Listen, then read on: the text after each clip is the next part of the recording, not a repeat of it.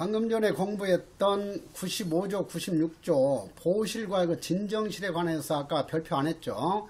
안전과 질서 중에서는 출제 비중이 가장 높은 조문이 바로 95조와 96조니까 96조 별표 3개, 그리고 95조도 별표 3개 이렇게 넣도록 하세요. 197조 보호장비 사용 하면은 보호장비는 또 역시 교도관이 사유가 있을 때 보호장비를 사용할 수 있다 이렇게 되어 있죠. 보호장비 사용 요건 하게 되면 첫째, 이송 출정 그 밖의 규정시설 밖으로 수용자를 호송하는 때, 그래서 호송하는 때에 보호장비를 사용할 수 있다 하는 것이지, 호송할 때 보안장비를 사용할 수 있다가 아니에요. 그래서 이것은 글자 한 글자 차이이기 때문에 아차하면 이렇게 잘못 읽는다든가 할 수 있어서 함정으로 이렇게 출제할 가능성이 많아요. 보호장비와 보안장비도 뒤바꿔 출제할 수 있으니까 그 점 주의해라.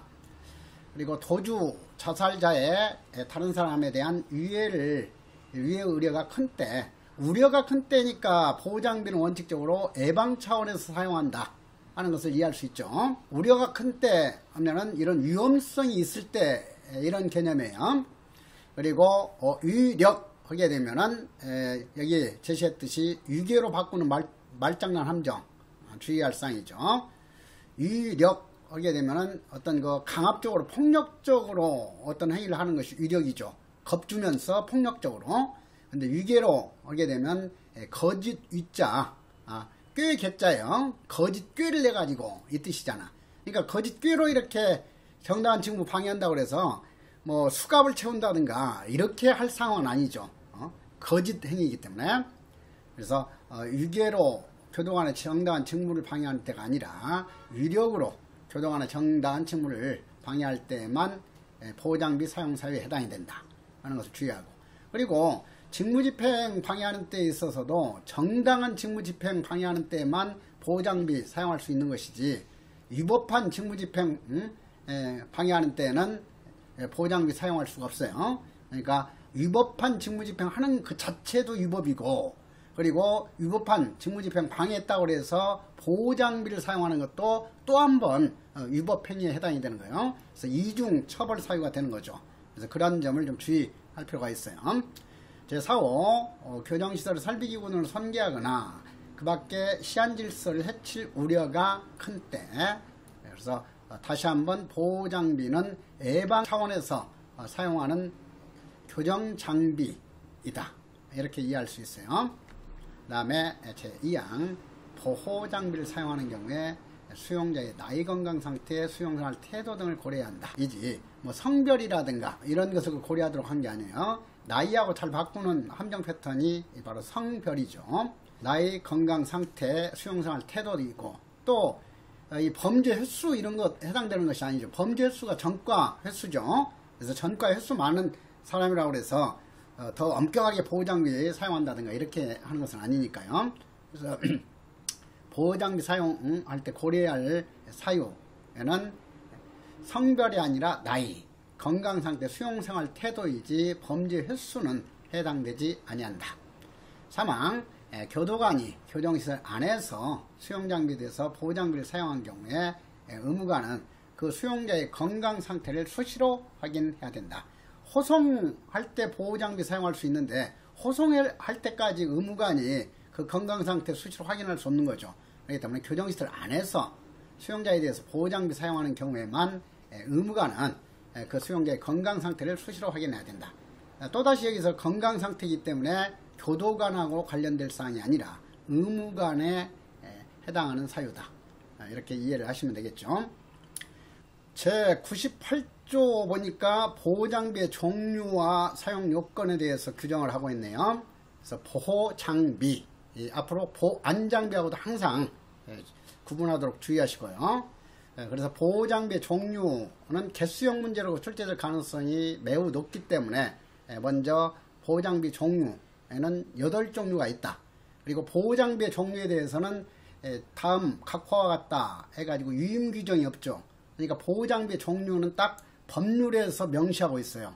그렇지 이 보안장비나 무기처럼 하위 법령, 시행령이나 시행규칙으로 이렇게 위임해가지고 그 종류를 규정하도록 한 게 아니에요. 그래서 보호장비에 대해서는 법률에서 규정하고 있고, 그리고 보호장비의 사용 절차에 대해서는 대통령령으로 정하고, 그리고 보안장비, 무기, 전자장비 사용에 관해서는 법무부령으로 정한다 이렇게 했잖아. 그러니까 이 보호장비의 종류는 오로지 법률로만 정하고 사용 절차에 대해서만 대통령령, 시행령으로 규정하고 있다 하는 거. 그래서 먼저 보호장비 종류 8종류 보면은 포수, 머리, 발목 보호장비는 보호복 침대가 있다 이렇게 해서 연상기업법 머리 글자 암기법을 제시해 줬죠. 그래서 먼저 포승이죠. 수갑하고 헷갈리도록 출제하는 것이 사슬이겠죠. 사슬, 이것은 인권 보장에 어긋나기 때문에 오늘날은 인정하고 있지 않죠. 그래서 뭐 여러분들 이제 지금 어느 시대예요? 동물에 대해서도 이런 거 쇠사슬 착용시키면은 동물권을 침해하는 그런 거 행위로 볼 수 있잖아.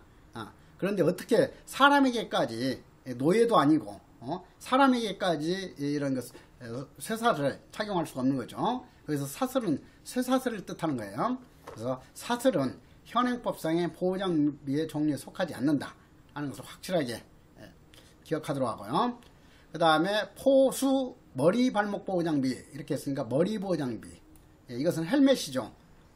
자해할 때 뭐 벽에 부딪히고 책상이 받고 이렇게 해가지고 뇌진탕 걸리고 이러기 때문에 이 머리 보호장비는 이 자해 우려가 있는 자에게 씌우는 헬멧이다 이렇게 이해할 수 있어요. 그리고 발목 보호장비, 발목에 착용시키는 수갑이나 마찬가지죠. 그리고 띠 대자니까 보호 대, 띠로 만든 그런 행동을 제약하는 그런 교정장비죠. 보호대. 그리고 보호 의자, 보호 침대. 그래서 보호 의자에 앉혀가지고 이렇게 딱 고정시키는 거, 눕혀가지고 고정시키는 보호장비가 보호 침대겠고, 그 다음에 딱딱한 옷을 입혀가지고 행동 제약시키는 것이 보호복이겠죠. 그래서 포수, 머리, 발목 보호장비로는 보호장비로는 의자, 보호복, 그 다음에 침대, 그리고 보호대죠. 그래서 이렇게 해서 8종류의 보호장비 기억하도록 하고, 특히 이제 이 보호장비의 종류하고 정답 아닌 것으로 출제하는 것이 교정장비인 교도봉, 뭐 전기 교도봉, 가스 충격기 이런 거겠죠. 그래서 이 한 문장으로 딱 정확하게 이해를 해 두시면 돼요. 그리고 여기 보다시피 이 보호장비에 대해서는 외부인에 대한 그 규정이 없어요. 그래서 이 보호장비는 교정장비에 있어서 전자장비도 수용자 외의 사람에 대해서 사용할 수 있어요. 전자장비. 그리고 강제력 행사나 보안장비도 수용자 외의 사람에게 사용할 수 있는 명규정을 두고 있죠. 그리고 무기에 대해서도 수용자 외의 사람에 대한 사용 규정이 있어요. 근데 이 보호장비에 대해서만큼은 오로지 수용자에게만 규정하고 있을 뿐이지 수용자 외의 사람, 외부인에 대해서는 규정하고 있지 않다. 따라서 이 보호장비는 오로지 수용자에게만 사용할 수 있고 수용자 외의 사람에게는 사용할 수 없다 하는 것을 확실하게 다시 한번 구분해 놓도록 하세요. 보호장비 종류의 사용 요건에 있어서 가장 넓은 범위에서 사용할 수 있는 보호장비는 포수이다. 그래서 포승과 수갑은 호송할 때도 사용할 수 있어요. 그런데 다른 나머지 6가지 보호장비들은 호송할 때 사용한다 하면 무조건 틀려요. 그래서 포수만 호송할 때 사용할 수 있다 하는 것을 확실히 알아두고, 그리고 머리 보호장비는 오로지 머리 부분을 자해할 우려가 큰 때만 사용할 수 있지, 이 자살 우려가 큰 때라든가 이럴 때 사용할 수 없어요. 그래서 사용 용도가 하나로만 한정되어 있는 것이 머리 보호장비다. 그래서 이 자살할 우려가 큰 때로 바꾼다든가 이거 주의하고, 자살, 자해 이것도 한 글자 차이기 때문에 아차하면 속아요. 그래서 이런 거 말바꿈 함정 문제 할 때 자해, 자살, 위계, 위력 이런 것들 거 주의하세요. 발목 보호장비, 발목 보호장비 이제 손목 보호장비는 아니죠. 손목 보호장비는 수갑이니까 발목 보호 장비, 보호대, 보호의자. 이것도 역시 호송할 때는 사용할 수 없어요. 그리고 침대 보호 복, 자살 자해 우려가 큰 때. 그래서 복침은 자살 우려가 큰 때만 사용할 수 있다. 이렇게 기억하도록 하세요. 복침, 보복과 보침대, 자살 우려가 큰 때만 자살의 우려가 큰 때만 사용할 수 있다. 하는 거. 사망, 보호장비 사용 절차 등에 관하여. 그러니까 종류는 이미 법에서만 명시되어 있기 때문에 종류는 해당되지 않아요. 사용 절차에 대해서만 대통령령으로 정한다. 이렇게 되어 있죠. 그러니까 시행령의 중요한 내용들을 규정했어요. 시행령 120조 보시면 1항 교도관은 소장이 명령 없이 수용자에게 보호장비를 사용해서는 아니 된다.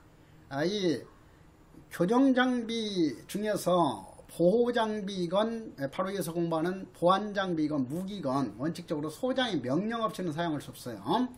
그래서 그 점을 이해하도록 하고, 다만 소장이 명령을 받을 시간적인 여유가 없는 경우에는 소장 명령 없이 사용하고 사용 후에 소장에게 즉시 보고해야 된다. 그래서 반드시 소장이 명령을 받아야 사용할 수 있는 것은 아니다. 그 점 주의하고, 그리고 규격에 대해서 대부분 규격하게 되면은 법무부령 시행규칙에서 규정하고 있어요. 규격은. 그렇지 대통령령으로 규정하기에는 그렇게 적합한 사항이 아니죠. 대통령령도 중간적인 그런 단계에 있는 이 법령이에요. 그렇기 때문에 아주 좀 규격이라든가 세부적인 사항은 대부분이 다 규칙에 규정하고 있어요. 그런 점을 좀 이해하시고, 그 다음에 121조 보호장비 사용 중지. 의무관은 수용자에게 보호장비를 계속 사용하는 것이 건강상 부적당하다고 인정하는 경우에는 소장에게 즉시 보고해야 한다. 그래서 건강에 대해서는 의무관이 행할 사무죠. 교도관이 아니고. 이 경우 특별한 사유가 없으면 보호장비 사용을 즉시 중지해야 한다. 역시 특별한 사유가 있는 경우에는 이러한 건강상 부적당하다고 인정하는 경우에도 보호장비를 계속 사용할 수는 있어요. 그래서 뒤에 바로 세부적인 그런 절차에 대해서 특별한 사유가 있을 때 보호장비를 어떤 요건에서 사용하게 해야 되느냐 하는 것을 규정하고 있어요. 자, 그리고 여기서는 주의할 것이 뭐냐 하게 되면은 건강상 부적당하다고 인정하는 경우에는 의무관은 사용을 즉시 중지해야 한다가 아니죠. 사용 중지 권한은 소장님에게만 있는 것이지 의무관이 직접 사용 중지할 수 있는 권한까지 있는 것은 아니에요. 그래서 그런 점을 여기서 주의하도록 하고요. 그리고 2항 의무관이 출장 역시 의료관계 직원이 대응한다 했죠. 122조 사용사유 고지 보호장비를 사용하는 경우에는 그 수용자에게 그 사유를 알려줘야 한다. 그런데 이것도 뒤에 대비가 되겠지만은 보안장비나 무기 사용할 때는 사전 경고해야 한다라는 요건이 있어요. 근데 보호장비는 사전 경고 요건은 적용되지 아니한다. 사전 경고 요건은 보안장비와 무기에만 적용된다. 이렇게 대비하도록 하세요. 123조 보호장비 착용 수용자의 거실 지정.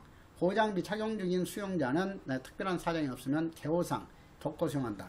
역시 개호상 독고 수용이냐 처우상 독고 수용이냐 잘 뒤바꾸죠. 당연히 보호장비 사용 중인 경우에는 개호상 독고 수용하는 거죠. 그리고 124조 보호장비의 사용 감독. 소장은 보호장비의 사용을 명령한 경우에는 수시로 그 사용 실태를 확인 점검해야 된다. 그래서 명령하는 것은 소장이죠. 그래서 소장이 명령한 경우에 소장은 수시로 그 사용 실태를 확인 점검해야 된다. 그리고 명령한 것과 관련된 것이 아니라 지방교정청장은 소속 교정시설에서 보호장비를 어느 정도로 자주 사용하고 있는지 그 사용 실태를 정기적으로 점검하도록 하는 것은 지청장이에요. 그래서 124조에 있어서도 1항 소장은 보호장비 사용 명령을 한 경우에는 수시로 그 사용 실태 확인 점검해야 하고, 그 다음에 정기적으로가 아니에요. 사용 실태 정기적으로 검사하도록 규정한 것은 지청장에 대해서이다 하는 것을 구분해서 알아두도록 하세요. 그리고 법 99조 보시면 비례성 원칙, 필요 최소한 원칙이라고도 하고 비례성 원칙이라고도 해요. 그래서 지금 교정 장비와 관련된 규정들에서는 필요 최소한의 원칙 내지 비례성 원칙을 명시하고 있다 하는 것을 이해하면서 1항 교도관은 필요한 최소한의 범위에서 보호장비를 사용해야 되고 그 사유가 없어지면 사용을 제치 없이 중단해야 된다. 자, 교도관. 근데 여기서 교도관 해가지고 X했는데 소장 X인데 이게 좀 오자예요.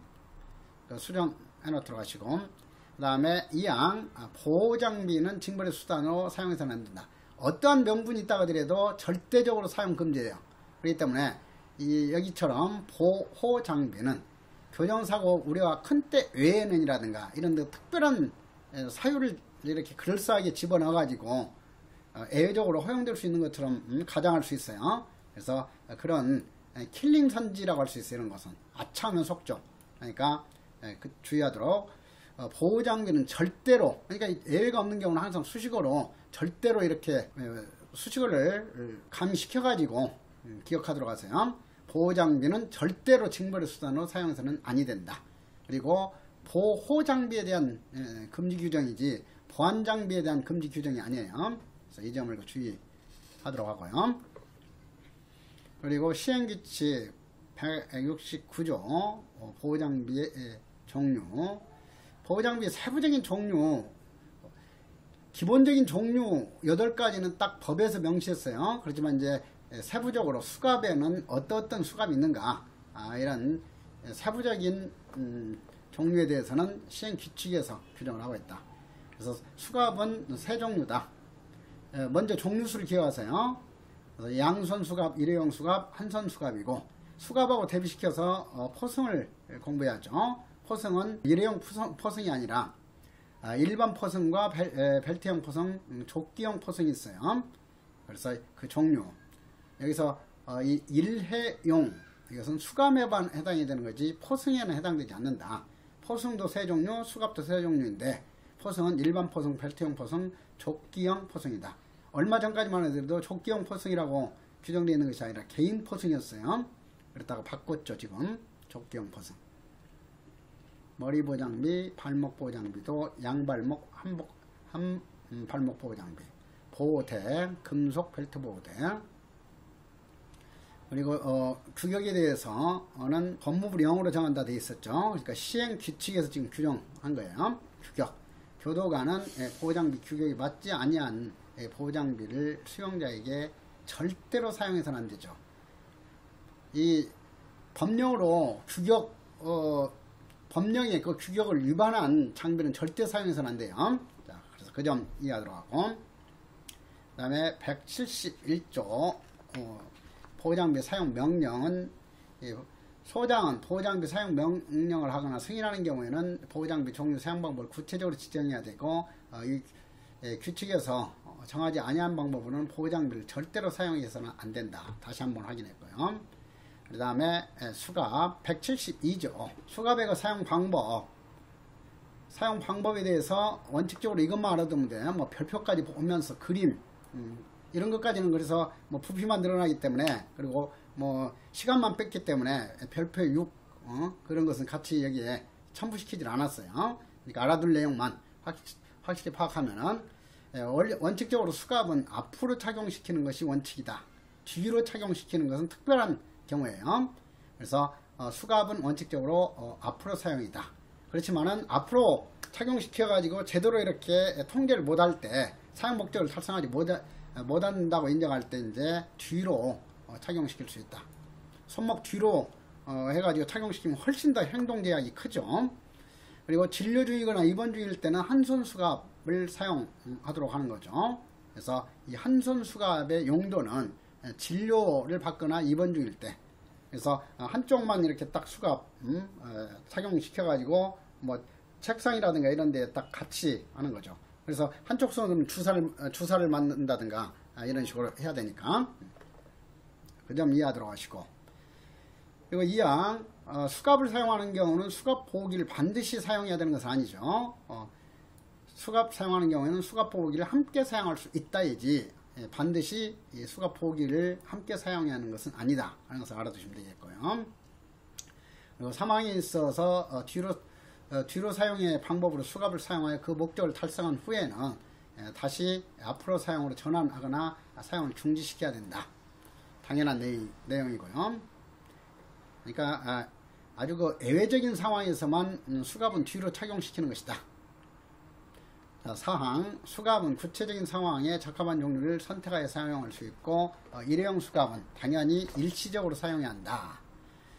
그리고 173조 머리보호장비, 머리보호장비도 별표 하나 하세요. 머리보호장비는 수용자가 머리보호장비를 임의로 해제하지 못하도록 다른 보호장비와 함께 사용할 수 있다죠. 함께 사용할 수 있다를 없다로 잘 바꿔요. 당연히 헬멧 씌워놔가지고 수갑 같은 거 착용시키지 않으면 헬멧을 벗겨버린다든가 이렇게 할 수 있겠잖아. 그래서 이것은 헬멧을 벗지 못하게 하도록 만들기 위해서 다른 보호장비, 즉 수갑 같은 경우는 함께 사용할 수 있다 하는 거. 그리고 174 발목 보호장비의 경우에도 한쪽 발목 보호장비는 진료 입원 중이다. 입원 중에 사용한다 하는 것을 알아두면 되겠고요. 그 다음에 이 혁대 같은 그런 거 보호대는 금속 보호대는 수갑과 수갑 보호기를 보호대와 연결해서 사용한다. 벨트 보호대. 그래서 뭐 이 175조 같은 경우는 출제거리가 그렇게 좋지 않아요. 그래서 이런 것은 가볍게 넘어가도 되겠고. 제 176조인데 이 제 176조와 제 177조, 178조 이것은 같이 연결해서 이해할 필요가 있어요. 자, 그래서 이 침, 복에 대해서 공통 규정 보도록 하죠. 1항 보호의자는 다른 보호장비로는 해당하는 행위 방지하기 어려운 특별한 사정이 있는 경우에만 보충적으로 사용해야 된다. 그래서 보호의자, 이것은 이렇게 의자에 앉혀가지고 꼼짝 못하도록 하는 거기 때문에 최후수단으로만 사용하도록 명시하고 있다 하는 거. 그리고 제2항 별표 2개 하세요. 보호의자는 그 사용을 일시 중지하거나 완화하는 경우를 포함해서 8시간 초과에 사용할 수 없으며 사용 중 후 4시간 경과하지 아니하면 다시 사용할 수 없다. 여기에서 이제 이 숫자 8시간하고 4시간 출제 가능성 매우 높겠죠. 그래서 그 숫자 먼저 정확하게 기획하고, 그 다음에 이 일시 중지하거나 완화하는 경우를 포함하여이지 제외하고가 아니에요. 그래서 여기에서는 이 제외하여 이렇게 해가지고 보충해 놓도록 하세요. 제외하여. 당연히 이런 거 8시간 계속해서 초과해서 보호의자 사용할 수 없는데 어떤 소변을 보는 경우라든가 이런 경우에 일시 중지시키는데 일시 중지한 시간을 제외하고 8시간 초과 금지가 아니죠. 이런 거 일시 중지시키는 거 이런 것까지 다 포함해서 연속적으로 8시간을 초과할 수 없도록 하는 거예요. 그래서 시험에서 이 포함하여를 제외하여로 바꾸는 함정 문제 출제 가능성이 매우 높아요. 그래서 그 점도 주의하고, 그 다음에 또 이 포함하여 하고 제외하여 바꾸는 것으로서 앞에서 강조했던 것이 뭐예요? 집중 근로였죠. 그래서 집중 근로란 휴게 시간을 제외한 작업 시간 내내 내내 하는 작업을 말한다. 작업 시간 내내 하는 작업이 집중 근로인데 여기서 내내에는 휴게 시간이 포함된다, 포함되지 않는다? 포함되지 않는다죠. 거기서는 제외하고죠. 그래서 집중 근로란 휴게 시간을 제외한 작업시간 내내 하는 작업을 말한다. 그래서 거기 제외안을 또 포함안으로 바꾸는 함정문제 출제될 가능성이 많기 때문에 여기서 그 옆에다가 시행령 제95조 비교 이렇게 해놓도록 하세요. 그 다음 177조 보호침대 사용 방법에 있어서 보호침대는 다른 보호장비로 자살, 자해, 이 보호침대는 자살의 방지 보호장비였죠. 그래서 자살, 자해를 방지하기 어려운 특별한 사정이 있는 경우에만 최후수단으로 사용한다. 그리고 역시 8시간 연속해서 사용할 수 없고 사용 중지 후 4시간 지난 후에만 또다시 사용할 수 있다. 그리고 보호복의 경우에도 이렇게 공통 내용이죠. 그래서 연상기억법으로 정리했어요. 의침복은 8초 금지, 8초가 금지, 사경과전 사용할 수 없다. 그래서 이 숫자 확실히 알아두고, 그리고 그 옆에다가 여백에다가 일시정지 완화 시간은 제외되지 않고 한다. 이렇게 보충해 놓도록 하세요. 일시 정지 완화 시간은 제외되지 않고 포함한다. 제 179조 포승의 사용 방법과 관련해서는 고령자, 나이 많이 먹은 수용자나 환자에 대해서만큼은 간편하게 묶는 방법, 간편하게 묶는 방법을 간편할 간자, 쉬울 이자 써서 묶을 승자까지 써서 간이승이라고 하는 거죠. 그래서 이 승이라는 것은 묶는다는 뜻을 가진 한자예요. 그리고 이 포승은 일반적으로는 상체승으로 사용하는 것이지 하체승이 아니죠. 수갑 사용에 있어서 앞으로 수갑 착용시키는 것이 원칙이고 뒤로 착용시키는 것은 예외적이고 심각한 상황이었죠. 마찬가지로 상체승이 원칙이고 하체승은 심각한 상황에서만 예외적으로 사용할 수 있다. 하체승, 상체승은 허리 위쪽으로만 묶는 것이 상체승이고, 그리고 허리 아랫부분까지 묶는 것, 즉 윗부분과 아랫부분 전체적으로 이렇게 묶는 것이 하체승이다 하는 거죠. 그리고 이런 거, 이 상체승이나 하체승은 연결하여 사용할 수 있다. 그리고 이 항에 보면은 상체승의 경우는 일반 포승으로 연결하는 것이고, 벨트형, 조끼형은 연승줄을 사용한다 하는 것을 가볍게 알아두시면 되겠고, 둘 이상의 보호장비 사용도 출제 가능성이 있기 때문에 별표 안 하고, 이것도 의침은 다른 보호장비와 함께 사용할 수 없다. 의자, 침대는 다른 뭐 보호대라든가 수갑이라든가 이런 것과 함께 사용할 수 없어요. 오로지 보호의자건 보호침대건 각각 하나씩만 사용할 수 있는 것이다 하는 것을 확실하게 알아두시고요. 이것도 그 출제가 잘 돼요. 그리고 보호장비의 뭐 사용 기록 이런 것들도 특히 그 승진시험 같은 경우는 이런 내용까지 확실히 알아둬야죠.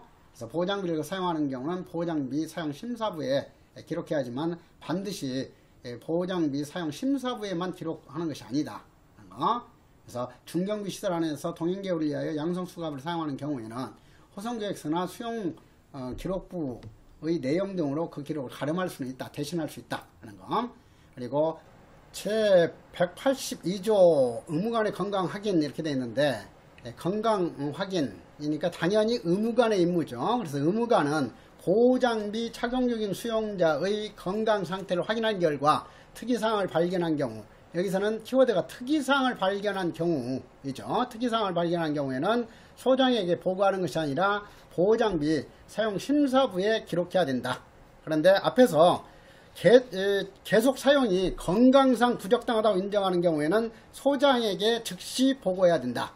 이렇게 됐어요. 그래서 계속 사용이 건강상 부적당하다고 인정한 경우에는 소장에게 즉시 보고해야 되고, 특이사항을 발견한 경우에는 보호장비 사용 심사부에 기록해야 된다. 이렇게 해서 시행령 121조까지 종합해 가지고 이렇게 이해를 하도록 하세요. 그리고 183조 보면은 보호장비의 계속 사용 관련해서 이 보호장비의 계속 사용 보면은 소장은 보호장비 착용 중인 수용자에 대해서 보호장비 사용 심사부, 보호장비 착용 관찰부 등의 기록과 관계 직원의 의견 등을 토대로 해서 보호장비 사용 계속 사용 여부를 매일 심사해야 된다. 아주 중요하죠. 여기 밑줄 긋고 매일 심사해야 된다. 따라서 183조도 별표 하나 하세요. 매일, 매주, 매월 잘 바꿔요. 그래서 보호장비 계속 사용 여부는 매일매일 체크하도록 하고 있다. 그리고 제2항, 이것은 이제 앞에서 시행령 121조 212페이지에서 공부했었죠. 그래서 거기에 특별한 사유가 있으면은 중지하지 않을 수 있다 하는 거 규정이 있었잖아요. 그래서 시행령 121조를 전제로 한 것이 제2항이죠. 그래서 소장은 의무관 또는 의료관계 직원으로부터 보호장비 사용 중지 의견을 보고받았음에도 불구하고 해당 수용자에 대해서 보호장비를 계속 사용할 필요가 있는 경우, 즉 특별한 사유가 있는 경우에는 의무관 또는 의료관계 직원에게 건강 유지에 필요한 조치를 취할 것을 명하고 보호장비를 사용할 수 있다. 이 경우에 소장은 보호장비 사용 심사부에 보호장비를 계속 사용할 필요가 있다고 판단하는 경우 근거를 기록해야 된다. 여기 굵은 글씨로 되어 있듯이 이 부분이 중요해요. 그래서 이 특별한 사유가 있는 경우에는 이 건강상 이상이 사용 중지해야 된다는 보고를 받고도 계속해서 이 보호장비를 사용할 수도 있다 하는 거. 그래서 그 점 확실히 이해해 놓도록 하고요. 184조 보호장비의 사용 중단이죠. 1항 교도관은 보호장비 사용 사유가 소멸한 경우에는 중단하는 거죠. 정지가 아니라. 그래서 중단, 정지 완화하고 이렇게 대비해서 구분해야 돼요. 정지 완화 하면은 그런 특별한 사유가 없으면 계속 이어서 이렇게 착용시켜 나가는 것을 말하는 거죠. 중단은 완전히 끝내는 거예요. 그래서 정지 완화하고는 좀 구분하면서 이해할 필요가 있다. 소멸한 경우에는 소장의 허가를 받아 가지고 보호장비 사용을 중단해야 된다. 그래서 중단할 때에도 착용할 때와 마찬가지로 소장의 허가를 받는 것이 원칙이다 하는 거죠. 그래서 그 점을 좀 이해하도록 하고, 그 다음에 2항 교도관은 보호장비 착용 수용자의 목욕, 식사, 용변, 치료를 위하여 보호장비 사용을 일시 중단하거나 완화할 수 있다. 일시 중지 이런 것은 목욕이라든가 이 용변 치료 등을 위해서 잠깐 동안 이렇게 멈춰주는 거죠. 그래서 일시 중지 완화할 수 있다. 그래서 여기에서 바꿔가지고 목욕, 식사, 용변 치료 등을 위하여 필요한 경우에는 일시 중지하거나 완화할 수 있다. 이것을 일시 중지하거나 중단할 수 있다라든가 이렇게 바꿀 수가 있겠죠. 그래서 그러한 점을 좀 주의하도록 하고, 그리고 이런 이 식사할 때도 반드시 일시 중지하거나 완화해야 되는 것은 아니죠. 그렇기 때문에 일시 중지하거나 완화해야 한다. 필요적 규정으로 바꾸는 함정 문제도 주의하세요. 그래서 이 항은 이런 점이 중요하니까 별표 하나 하시고요.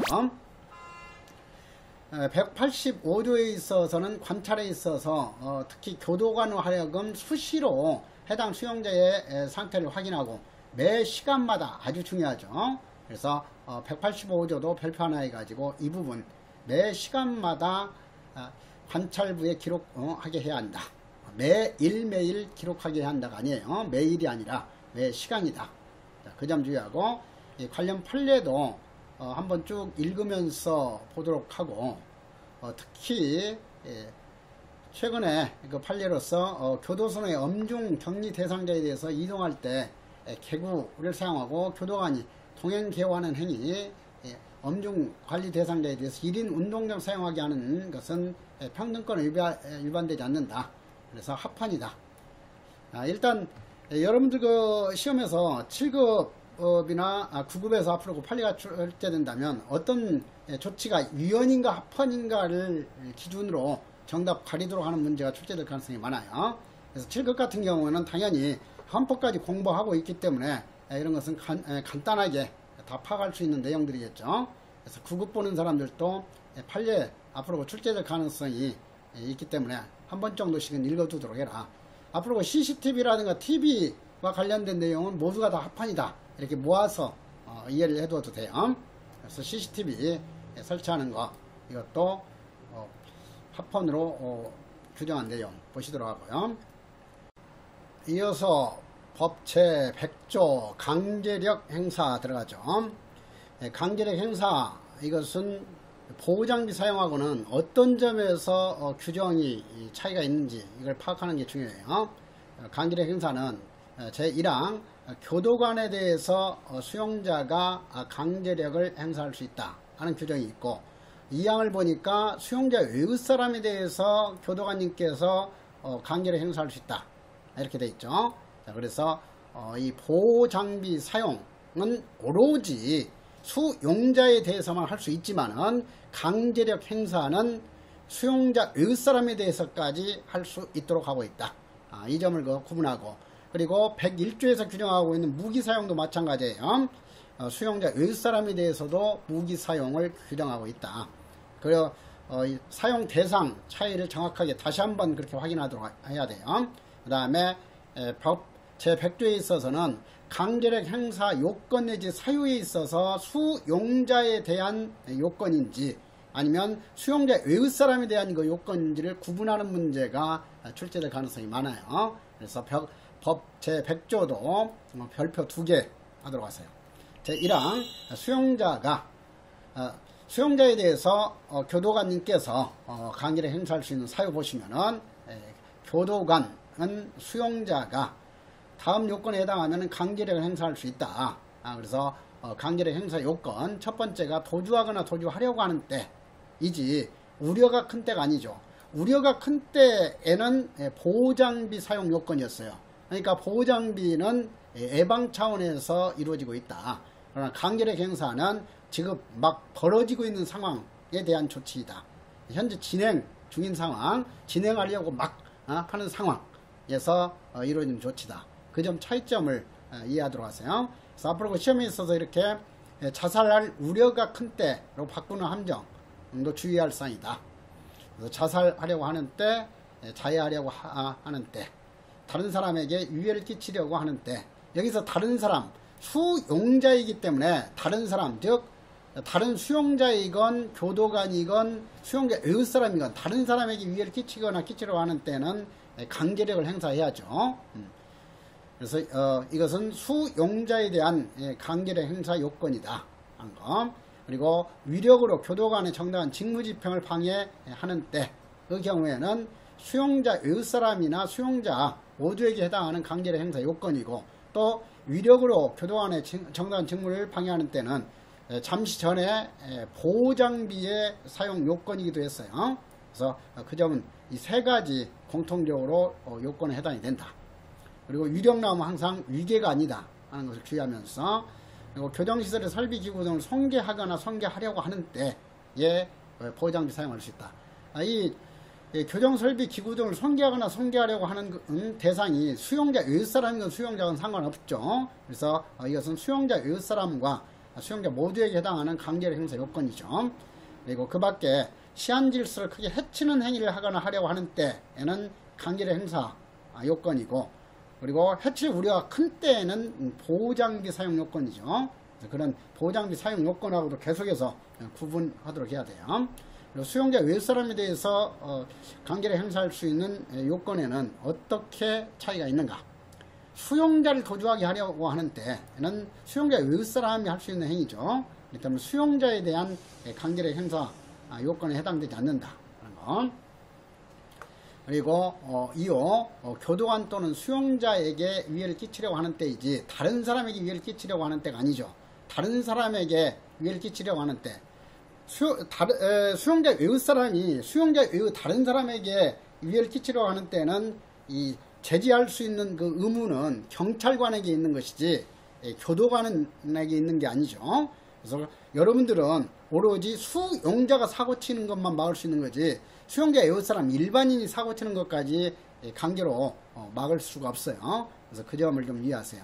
그래서 여기에서 다른 사람에게 위해를 끼치거나 끼치려고 하는 때는 수용자 외의 사람에 대한 강제력 행사 사유가 아닌 정답으로 출제할 가능성이 많다. 자, 그 점을 각별히 유의하도록 하고요.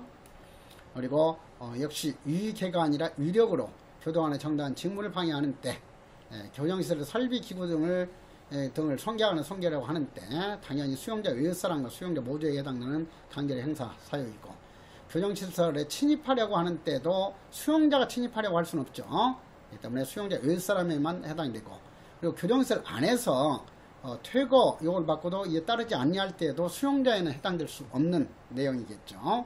그리고 사망에 있어서 강제력 행사할 때 사용할 수 있는 교정장비는 보안장비이지 보호장비나 무기가 아니다 하는 점을 주의하도록 하세요.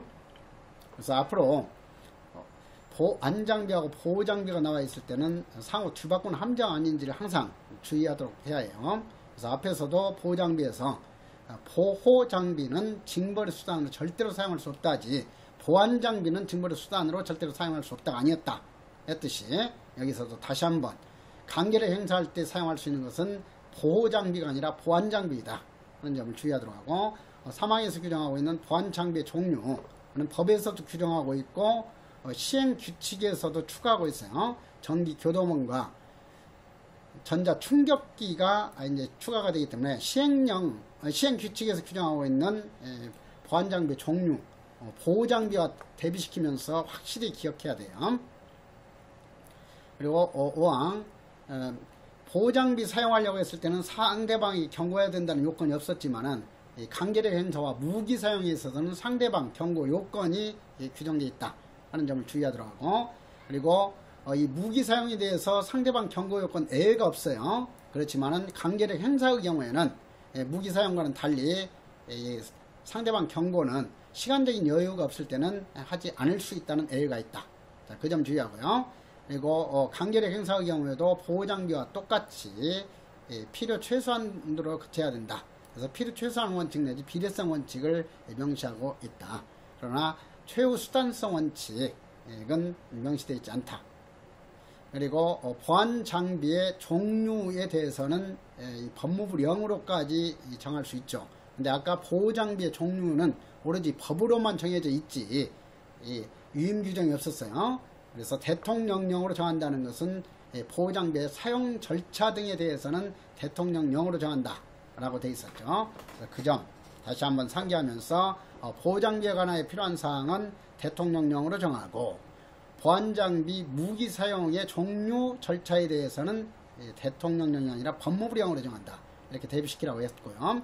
그리고 강제력의 행사, 이것은 보호장비 사용과 똑같이 이 소장의 명령을 받아서 행사하는 것이 원칙이다. 그리고 보안장비의 종류, 추가된 것, 전기 교도본과 전자충격기. 그리고 전자충격기는 전자자가 들어있지만 뭐라고 그랬어요? 이 전자충격기는 전자장비의 종류에 속하는 것이 아니라 보다시피 보안장비의 일종이다 하는 점을 주의하도록 하고요. 그 다음에 가스총, 총자가 들어있지만 이것은 무기가 아니라 보안장비에 해당한다. 이런 것들을 좀 착각하지 않도록 주의해 나가도록 하세요. 그래서 연상기억법도 제시해 놨고, 그리고 보안장비 종류별 사용 요건에 대해서 최후수단으로 사용하는 것은 전기교도문과 전자충격기이다 하는 것을 기억하시면 되겠어요. 그리고 188조의 보안장비 종류별 사용 기준, 이것은 중요하기 때문에 여기 별표 2개 하세요. 그래서 보안장비의 종류별 사용 기준과 관련해서 특히 이 숫자가 들어있는 제3호가 축제 가능성이 매우 높겠죠. 그래서 취르탄은 두 종류가 있다. 직접 여러분들이 던지는 투척용 취르탄이 있고, 이것은 당연히 가까운 거리 던져서 이룰 수 있는 근거리용이죠. 그리고 이 투척해 가지고 이룰 수 없는 원거리, 먼 거리에 사용하는 것은 당연히 발사용 취르탄이다. 그리고 이 발사용 취르탄 하게 되면 50m 이상 원거리에만 사용할 수 있지, 50m 이내에는 근거리용 투척용 취르탄만 사용할 수 있어요. 그래서 50m 확실히 기억하고, 그 다음에 직접 사람을 향해서 이 발사용 취르탄 발사하면은 1980년대 90년대였죠. 그때 내가 대학교 다닐 때 내가 대학교 다닐 때가 80년대였구나. 그때 이한열 열사가 이제 연세대에서 쉬하다가 이 직격탄 맞아가지고 그때 사망했던 거잖아요. 그래서 이 아픈 기억이 있는데, 이 발사용 취르탄, 그래서 직접 이렇게 사람을 향해 쏘게 되면은 사람이 죽을 수도 있기 때문에 최소한 30도 이상으로 쏘아가지고 포물선을 거리면서 이렇게 떨어지도록 해야 돼요. 그래서 그 눈물 쏟게 만드는 가스만 퍼지게 해야 하는데, 이 직접 취르탄이 사람에 맞게 되면 이렇게 사망까지 이룰 수 있다 하는 거죠. 그래서 여러분들도 앞으로 이렇게 사용할 때 각별히 정말 조심해야 돼요. 이 발사용 취르탄. 그리고 아마 여러분들이 근무할 때 이런 그 발사용 취르탄까지 사용할 수 있는 상황은 발생될 가능성은 전혀 없다고 봐도 되겠죠. 이것은 이제 뭐 집단으로 막 폭동을 일으키는 그 상황이라든가 이런 경우인데, 우리나라 교정시설 같으면 이런 상황 발생할 가능성이 거의 없어요. 외국에 있는 그런 거 교정시설이라든가 이런 데는 워낙 열악하고 하기 때문에 뭐 필리핀이라든가 이런 데서는 이런 게 발생될 수 있겠지만요. 자, 그래서 여러분들은 시험만 잘 대비하시면 돼. 그래서 숫자 바꾸기 함정 50m 이상이지 30m 이상이 아니고, 그리고 각도에서는 50도 각도가 아니라 30도 각도다. 그래서 30도 50m 이다. 이렇게 확실히 기억하도록 하세요. 그리고 여기서 교도봉과 전기교도봉은 머리 부분에도 사용해서는 안 돼요. 뇌진탕이 걸릴 수 있기 때문에. 봉은 몽둥이잖아요. 몽둥이 봉자니까. 그리고 이 얼굴에 사용할 수 없도록 한 것은 교도봉, 가스 분사기, 전자 충격기는 얼굴을 향해서는 사용해서는 안 된다 하는 정도로 알아두시더라고요. 그 다음에 이어서 101조 무기 사용이죠. 무기 사용도 역시 수용자에 대해서 사용할 수 있다는 요건하고, 그리고 수용자 외의 사람에 대해서 사용할 수 있다는 요건을 구분해 놓고 있죠. 그리고 특히 무기 사용 요건은 보호장비 사용 요건이나 강제력 행사 요건보다 출제 가능성이 훨씬 더 높죠. 별표 3개 하도록 하세요. 그래서 제1호 수용자가 다른 사람에게 중대한 위해를 끼치거나 끼치려고 하여 그 사태가 위급한 때. 자, 여기에서 특히 이 위해 끼치거나 끼치려고 하는 때에는 강제력 행사 요건에도 있었죠. 단순히 그냥 위해를 끼치거나 끼치려고 하는 때. 그래서 여기에서 무기 사용 요건에 해당하지 않는 정답으로 출제할 가능성이 매우 높은 것이 그 내용이에요. 그래서 여기에다가 다른 사람에게 위해를 끼치거나 끼치려고 하는 때 X 해놓으세요. 그것은 강제력 행사 요건에만 해당이 됐죠. 그리고 무기 사용 요건에는 수용자가 다른 사람에게 단순한 위해가 아니라 중대한 위해예요. 중대한 위해. 그리고 중대한 위해를 끼치거나 끼치려고 하는 때만 가지고는 무기 사용할 수 없고, 위급한 상황까지 갖춰져야만 사용할 수 있죠. 그래서 무기 사용은 아주 엄격하게 제한되고 있어요. 그래서 그 점을 잘 이해하시더라고. 2호에 있어서도 역시 위험물을 지닌 것만 가지고는 곧바로 무기 사용할 수 없죠.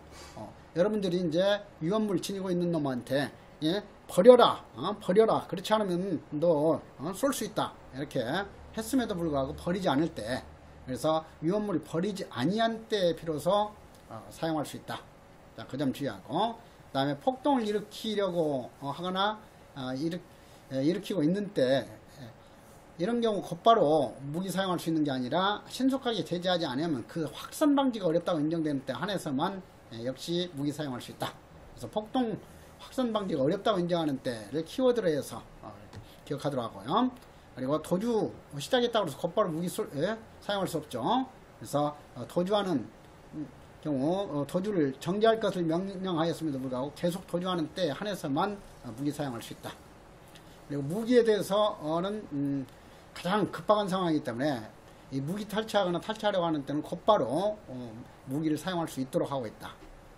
그리고 6호에 있어서도 사람의 생명, 신체, 설비에 대해서 중대하고도 뚜렷한 위험 방지 위해서만 사용할 수 있어요. 그렇지 이 중대하지 않는 그런 그 위험, 가벼운 그 위험 이런 데에서는 당연히 무기 사용할 수 없는 거죠. 그래서 이런 그 무기 사용 요건은 엄격하게 해석해야 된다 하는 것을 이해하면서 어떤 것이 출제될 수 있는가, 그 예비 정답까지 여기다 같이 보충했어요.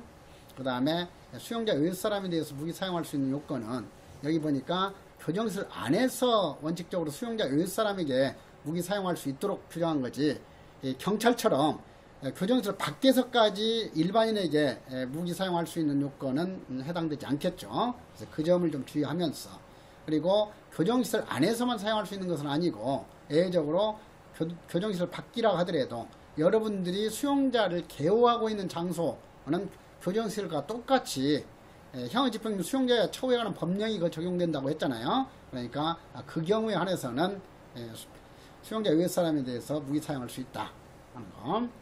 그리고 사망에 있어서 사용 절차에 있어서 강제력 행사나 보호장비 사용은 오로지 소장의 명령에 따르도록만 규정하고 있었죠. 그런데 무기 사용은 워낙 급박한 상황이기 때문에 소장 이외에도 직무를 대행하는 사람의 명령을 받아서도 할 수 있다 하는 점을 구분하도록 하고요. 그리고 이러한 소장 명령은 무기 사용의 경우에도 시간적인 여유가 없으면 예외적으로 명령 없이 사용할 수도 있다 하는 거. 그리고 사항에 있어서 무기를 사용하려면 공포탄을 발사하거나 적당한 방법으로 사전에 상대방에게 반드시 경고해야 된다. 예외가 없다는 것 다시 한번 확인하시고요. 그리고 무기 사용에 대해서는 필요 최소한 원칙 내지 비례성 원칙만 명시한 게 아니라 최우수단으로 해야 된다는 최우수단성 원칙까지도 명시하고 있다 하는 것이 특징이에요. 그러니까 무기는 치명적이기 때문에 이 보호장비나 보안장비 이 강제력 행사를 통해서도 목적 달성할 수 없을 때 한해서만 최후수단으로 할 수 있다. 자, 그 점 확실히 이해하도록 하시고요. 그 다음에 시행규칙에서 무기의 종류는 세 종류다. 권총, 소총, 기관총인데 이 가스총은 총자가 들어있지만은 무기의 종류에 속하는 것이 아니라 보안장비의 일종이다 했죠.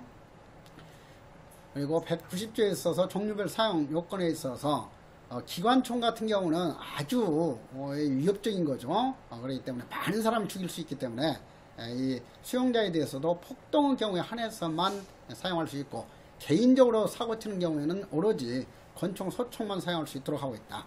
수용자 외의 사람의 경우에도 권총, 소총으로 목적 달성할 수 없는 최후 수단으로만 사용하도록 규정하고 있다 하는 것은 쉽게 구분할 수 있죠. 기관총. 그리고 기관총의 설치에 대해서도 가볍게 이해하도록 하고, 기관총은 워낙 치명적이기 때문에 대공, 초소나 집중 사격이 가장 용이한 장소에 설치하고, 혼자서 기관총 사용할 수 없잖아요. 군대 다녀온 남성들은 너무 잘 아는 내용이지만 여성분들은 좀 생소한 내용일 수 있어요. 그렇지만 출제 가능성은 높지 않으니까, 아무튼 기관총 설치의 경우에는 사수, 부사수, 탄약수까지 이렇게 미리 지정해 놓고 있다. 그 다음에 192조에 있어서 사용 절차는 출제 가능성이 있고 헷갈리기 쉬워요. 별표 하나 하세요. 그래서 총기 사용하는 경우에는 말로 경고하고, 그 다음에 공포탄 발사하고, 위협사격하고, 조준사격. 그러니까 사람을 직접 조준해가지고 쏘는 것은 최후수단으로만 할 수 있어요. 그래서 조준사격 전에는 그 주변을 향해서 쏘아야죠. 사람을 겨냥하지 않고. 그래서 구, 공, 위, 조 순서에 따라야 된다. 이렇게 기억하도록 하고요. 다만 이 사용 절차는 경고와는 달리 예외가 인정되어 있다. 이렇게 대비시키면 되겠고요. 그 다음에 총기 교육에 있어서는 연 1회가 출제할 가능성이 많아요. 그래서 별표 1회, 별표 하나 1항에다가, 그래서 연 1회, 이것도 그 특이한 거죠. 그리고 잠시 전에 공부했던 것이 이 보호장비 사용과 관련해서 계속 사용 여부에 대해서는 매일 조사하도록 하고 있죠. 그래서 매일 하는 보호장비 계속 사용 여부는 매일이고, 그리고 이 총기 교육은 매월이나 6개월에 1회 이상이 아니라 연 1회이다 하는 것을 확실히 기억하도록 하세요. 그리고 이 항사항도 절차적인 내용이기 때문에 출제 가능성은 그렇게 높지 않으니까 가볍게 읽으면서 이해할 필요가 있죠. 뭐 총기 조작이 미숙한 사람이라든가 총기 휴대가 부대역당하던 인정된 사람에 대해서는 총기 휴대를 금지하고 명부에 기록한 후에 지급할 때마다 대조해서 되지 않도록 해줘야 된다. 당연하고, 사망, 휴대 금지자에 대해서 금지 사유가 소멸한 경우는 그 사유를 총기 휴대 금지자 명부에 기록하고 총기 휴대 금지를 해줘야 된다. 그래서 193조에 있어서는 1항 중심으로 공부하면 되겠고요. 여기까지 하고, 그 다음에 재난시 긴급조치 이하에 대해서 엄중 관리 대상자에 대한 그 개호 조항까지 다음 시간에 하도록 할게요.